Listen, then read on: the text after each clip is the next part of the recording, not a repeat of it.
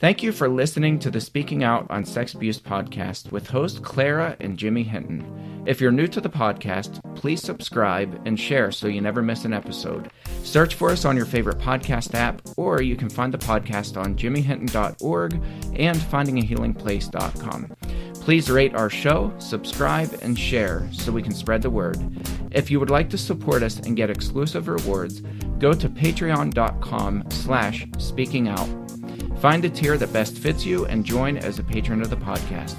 Now let's get into the show. Welcome to this week's episode with host Jimmy Hinton. And Jimmy's mom, Clara. And we thank you to our patrons who make this podcast possible. And we urge you, if you listen and you love it, sign up, become one of our patrons. It's as easy as one click and choose a tier you want, the benefits you want, and you will help support and maintain this podcast and keep it going. This week's episode 154, Are My Kids Safe at the Doctor? Checklist. Last week it was Are My Kids Safe at Church? This week, Are My Kids Safe at the Doctor? Checklist. So in keeping with last week's episode, we have a checklist of 6 things. And we'll go through, and again, this is not a comprehensive list, but we think probably the most essential and important things that you can check. It's a good guide for sure. I think very good, and I wish I had had this years ago, to be honest. So do I. Well, so do I, for sure. And we didn't even get into vaccines on this list. No. Maybe we should add a few. No, no, that's a hot topic. I know. I kid. Vaccines are that's your business. Hot. Yeah. So number 1, does the doctor allow me to be in the same room as my child? I am constantly surprised and shocked at the number of people, the number of parents who send me emails anytime that I mention doctors or write blogs about doctors, and they say, well, my doctor is adamant, will not let me be in the same room as my child. Is that normal? No, that's not normal. No, and that blows me away. Because nor is it acceptable. Right. Even back when you kids were little, that's before any of this stuff was even on our radar at all. One of the first things I made sure was that I could be in the room with your kids. Yeah. I mean, that was just, that's how it was. If nothing else, that's common sense. Right. I could not imagine leaving my child in the room alone with a doctor. Just couldn't. Well, I could not. I mean, people ask me the question, well, what do I do if my pediatrician, we love our pediatrician, but he won't allow me to be in the same room as my kid when he does examinations. What do I do? Leave. Right. Find another doctor. Walk out the door and say thanks, but no thanks. I'll take my business elsewhere where they have a better policy that I'm allowed in the same room as my kid. That is absolute nonsense. I see no reason why. None. Right. Why a parent should not be in the room with a child. No reason. Well, I remember, when I interviewed Judge Aquilina, she talked about gymnastics, and she said that, there was a sign where her kids were going to gymnastics, and they had a sign up, once you enter this door, parents are not permitted. She said, you know what I did? I pushed that door open, and I walked right back in where my kids are, because it's my right. Yeah. She's like, it's my legal right. It's my right as a parent.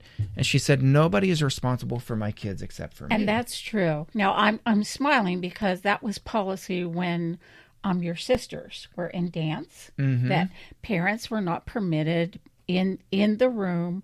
However, they had a walk-around window with everything opened up. I sat glued there for every I think that's okay. Saturday. Yeah. Yes, where and it was just because kids would go running to their mom. They were little, Right. But there were chairs all the way around the arena type of room. We were there, glued. Every parent was there, glued, watching their children. That's different than saying, no, you're not allowed back here at all. Leave, and they close the door and go into an examination room. I would never have permitted that. No. But, it's not okay. No, it's not. Number 2, does the doctor/staff allow me to have a good field of view the entire time? it's not okay to just be allowed in the room, but did they give you a good, like that? Did they give you a good field of view? 360 degrees. Yes. And think about Larry Nassar, or locally here, Johnny Bardo, same thing. He was a pediatrician who abused hundreds of victims. The vast majority of those victims, he did allow the parents in the room. Larry Nassar welcomed the parents in the room. I thought about that, yeah. And still abused the kids. Full-on digital penetration. Right. Larry Nassar and Johnny Bardo, full vaginal and anal penetration with their fingers while having casual conversations with the parents. So it's not enough to be allowed in the room. You have to have a good field of view the entire time. And you have to know where the doctors and nurses' hands and fingers, all 10 fingers are at all times. If they block your view, get up and move and walk around and reposition yourself where you can see. And, you know, like I say, Jimmy, when you kids were all young, I never thought of a doctor ever doing anything that most people like don't. This. Right. Yeah. However, old country doctor, Dr. Hay, I remember him from the very first visit we had. He told me to stand right at the head of you kids and let you kids hold my hands like that. So I was seeing over each of you as he did the exam, and he would tell me step by step. Now, I'm going to feel their abdomen for whatever distension. I'm going to touch this. I'm going to do that. As I was holding their hands, and I could see full on. That was great. That was, you know, I felt safe, and you kids felt safe. Yeah. So. I mean, I talk about this, and it's, I mean, this is not placing blame on the parents whatsoever, because they didn't know. I mean, they were present. They were in the room. They were very good parents. We trust people in authority, doctors, nurses, teachers, preachers. We trust them. So it's not their fault, but I make this point when I do trainings. None of those victims, absolutely zero of those victims, could have been victimized in the way that they were victimized had the parents seen and known where both hands and all 10 fingers were at all times. You have to be able to see there are zero excuses for that. And that's not being weird. That's not being inappropriate. You have to understand the dynamics of how abusers think and operate. Larry Nassar, Rachel Denhollander wrote about this in her book. She said, Nassar was having casual conversations with me and my mom about my science homework as he's penetrating her. It just makes me sick inside to think about that.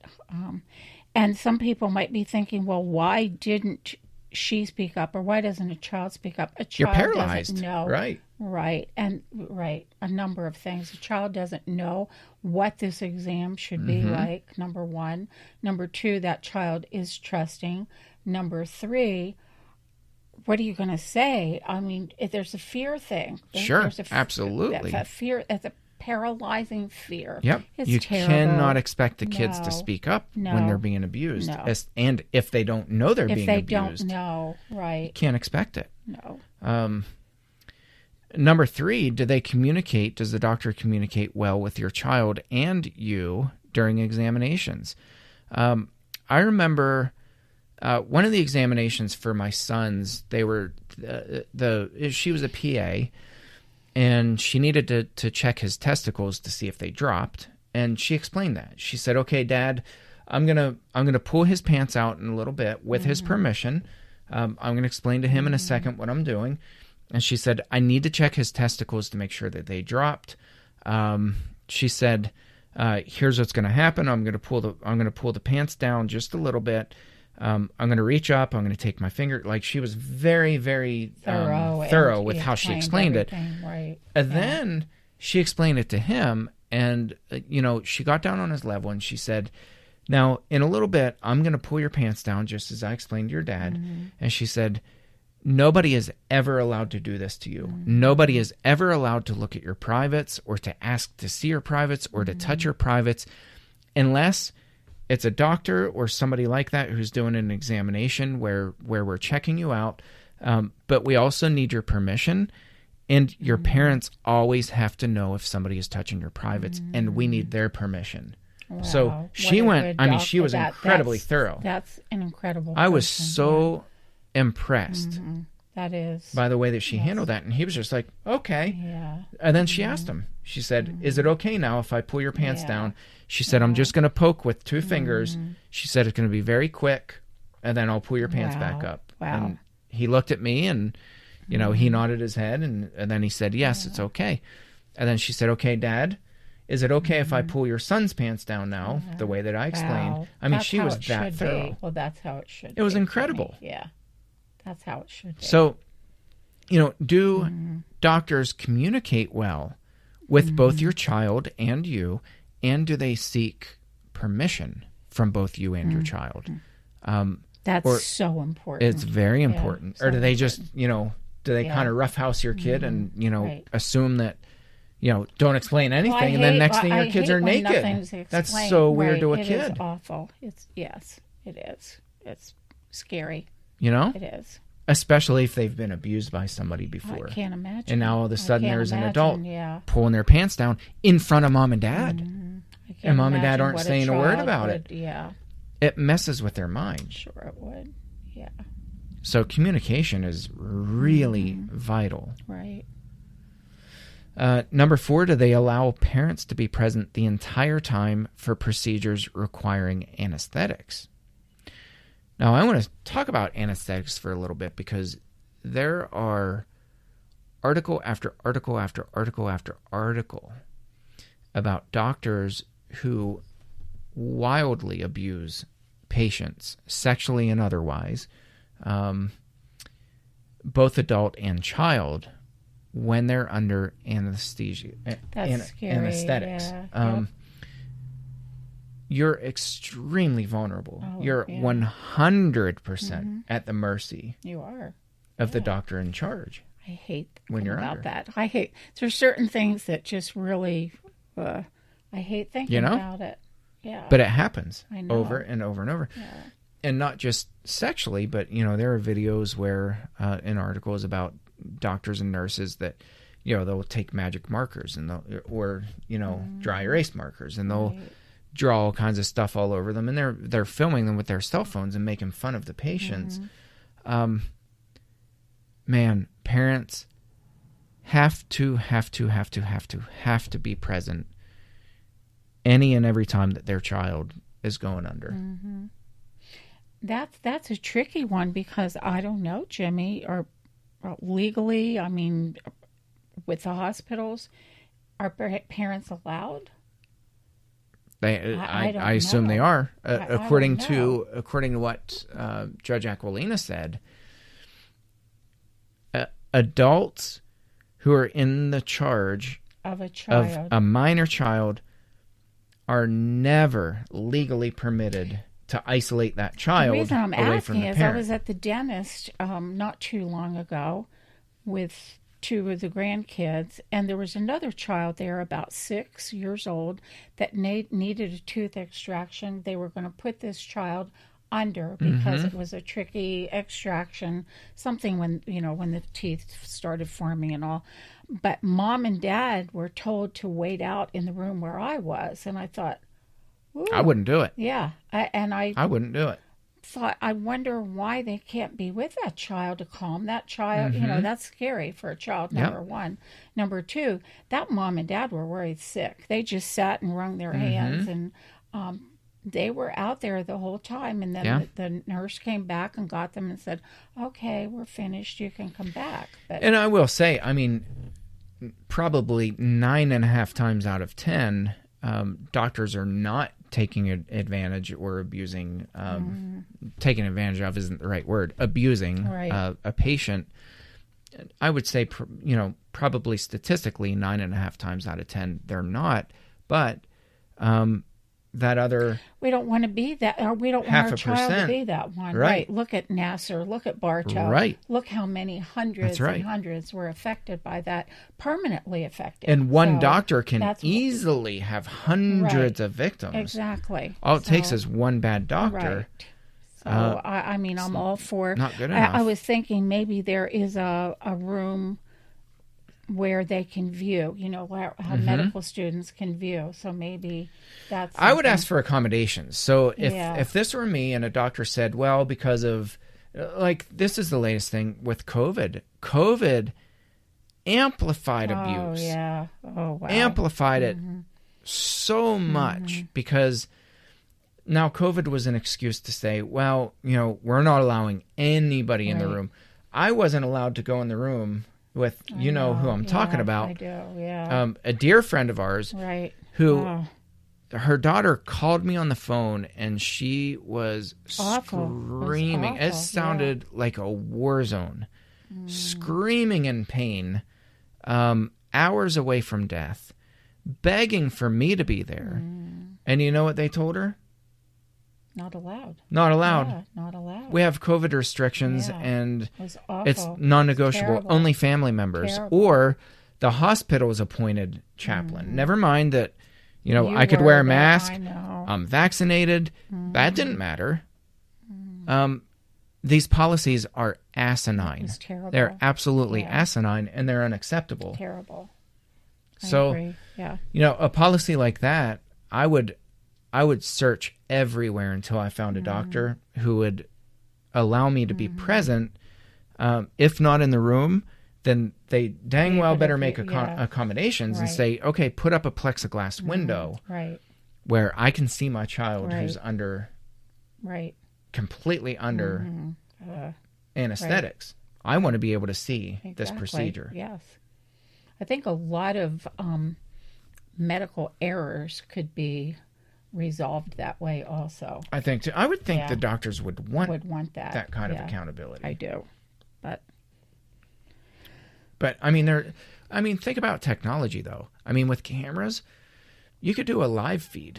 I mean, I wouldn't even have to be in the same room if they would put up a live feed. That's what I was thinking. Now where I could see my child, and just so you could view and what was being done. Of what was being done. Right. And they can do that for cheap. I would supply the equipment. I know what I mean? Would. You carry it all around with you anyway. I love my video equipment. I know you do. But, the point is, they've got to accommodate, and I think if parents are responsible, we are responsible for our child. And if they have policies right, exactly. We are responsible. No, not the doctor, not the nurse. I mean, there's a degree of responsibility, but ultimately we have that burden of responsibility. And I think if you hear things like, well, we have a great track record, and this doctor is the most trusted doctor, all the more reason why I need to be in the room. I was going to say, Dr. Bartow, I heard praises for years. Look at Larry Nassar, same thing. World-renowned doctor. Right. Praises for Was he a trusted doctor? Right. Yeah. 100%. We have to really watch it. Trust has nothing to do with my presence in the room. Right. Exactly at the end of the day. Yep. Go ahead and hit number 5 here. Okay, never pass off the fear factor or that gut feeling that your child has about a doctor. If your child begins to cringe and scream and fuss and fight at the sight of a doctor, pay attention to that. There's something that's not quite right. Yeah. And we know that gut feeling or that feeling that overcomes us. We know it all too well, and we know as adults to trust it.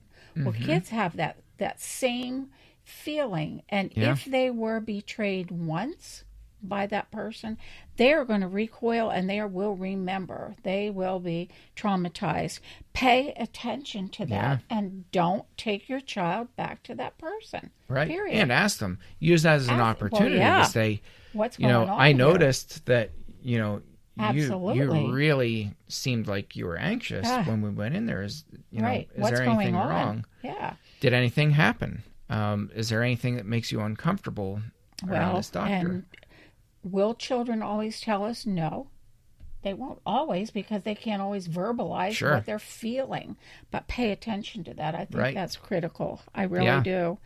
And that fear factor, when a child is that stressed, I love the example you had of your child with the doctor explaining everything, getting down on eye level. She was saying fantastic. Word for word what was going to happen. You were right there, asking your permission, his permission, both. That's a scene. Gave me a wide open field of view. She positioned herself where I could see everything. She wanted me to be able to see that. Never forget this one dentist, and I don't believe at all that he would have abused your brother Mike in a sexual way, but he was pretty nasty. He was a dentist, and Mike needed a filling, and this doctor did not believe in any numbing agents at all. Neither do I. I asked my dentist not to do it. I don't know. I had to get drilled. How do you? And it was right into the nerve. Oh, and we have the same dentist, and he's great. He is. But he's awesome. He's retiring. Oh, that's too bad. I know. I just found that out this morning. Yeah, he was like, are you sure about this? Did he do it? Yeah, he did. Did he? He's like, I don't want to get punched halfway through. He's like, I'm going to be right in that nerve. I was like, nope, go for it. I always say, give me extra shots, please. Well, anyway, this doctor, who is now deceased, thankfully, took Mike and just grabbed him by the shoulders, and he said, sit down, like that. Well, you know what I did? Is bye-bye, doctor. I got Mike, and I got out of there, and we were gone. That is not how you do. That is, period. That is not. That's not acceptable. Yeah. So I found our dentist, by the way, that we he's both great. have. Yes. My kids all love him. Yes, he's awesome. fantastic, and he lets us in the room. Absolutely. Come on, pull up a chair. Yeah. Absolutely. He loves it. Yeah, they're great in that office. Right. Do your homework. I was going to say, for 6. all of us, I am now doing that a lot. When I have to go to a doctor for myself, or I know a family member is going to someone, I look up online, check reviews, check what people say. Gives you a good idea of what that doctor is like. Yeah. Because that gives us an opportunity to voice our opinion. How was your visit with the doctor? Was the doctor a bully? Was he, did he treat you well? Did he have a good bedside manner? Was there anything that you needed to share with others? Do your homework, people. Sometimes you're write a review yourself. And write a review. Good or bad. Yes. Write a review so that other people can know. Be fair, so that other people know. There, you would be surprised at the things that people write about a doctor to let us know that's not a good doctor to go visit, and why. They will tell you why. So do your homework with that. Dig deep. Find out about your child's physician. Well, I think about, we're not living 20 years ago when you had to open up the yellow pages and go down through and sift through, and just eeny, meeny, miny, mo, and pick that's a doctor. How we did. That's how we did it too. With the day of the internet, I mean, you can find a review on any and every doctor out there. There's no excuse for not doing your homework. I feel like that's one of the best gifts that the internet has given us, that we can do our homework. And it's free and it's quick. Right. Absolutely. Yeah. Yeah. So important. There are some quack doctors out there. Well, there are, and it'll tell you, if this doctor has charges against him, or, how many charges that doctor had. Are they cleared? What's going on? Well, I mean, you said dig deep. I'm going to flesh that out a little bit because, it's not just about going on a review, Google reviews or whatever, and saying, 4.5 stars out of 5.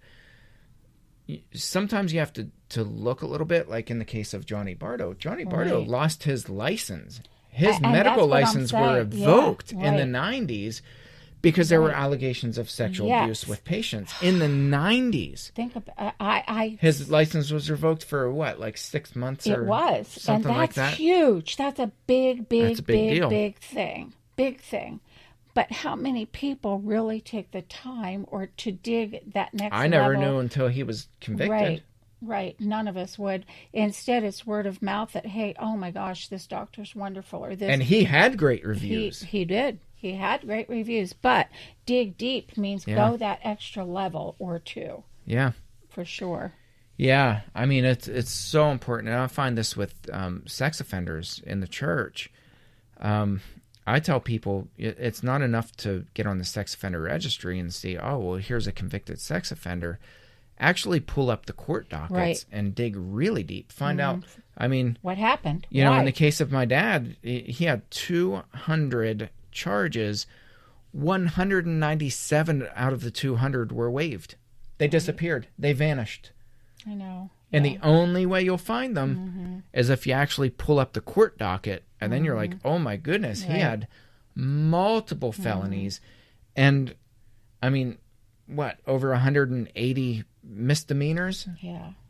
It was crazy. Crazy. But you're You wouldn't know that. You wouldn't know unless that you pulled up the unless you docket. dig deep. You had to dig a little deeper.